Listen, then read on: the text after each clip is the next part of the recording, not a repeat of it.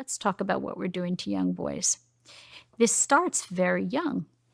We basically educate young boys in a way that really favors girls. You know, from a very young age, we talk about being able to sit quietly and regulate your emotions and not be aggressive and not be impulsive. And these little boys are being diagnosed with ADHD, many of them just for being little boys. Little boys need to run around. They have a lot of physical energy. They have tons of testosterone. When you're like between 3 and 6, you have a surge of testosterone, and all you want to do is run and jump and play and be outside. And what we're doing, we're putting them in school, making them sit in circle time. So we marginalize them, we label them, we say they have a problem, we say that they have ADHD, they have behavioral problems. And in many of them, the stress that I talked about is the stress of making little boys be more like little girls.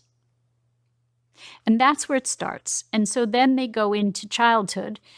And again, the educational system favors the way girls learn, not the way boys learn. How do boys learn? Boys have attention spans for very short periods of time, and then they need lots of physical activity. So ideally, if you go to and look at the boys' schools, what do? They run the boys like running the dogs in the park.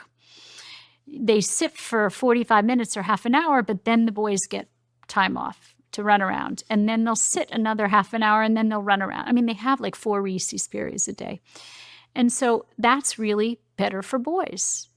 And little girls have more of a capacity to sit quietly in circle time and sort of, you know, they don't have as much testosterone. They don't have that need to run and jump and play to the same degree that little boys do. They do need to play. We're not letting our kids play, boys and girls, because we're trying to force left brain development on them too early. But we are forcing little boys into this box, and they're not doing well in that box. And then they're labeled. They're labeled as having behavioral problems, ADHD, and that label then follows them through childhood, sometimes into middle school, into high school.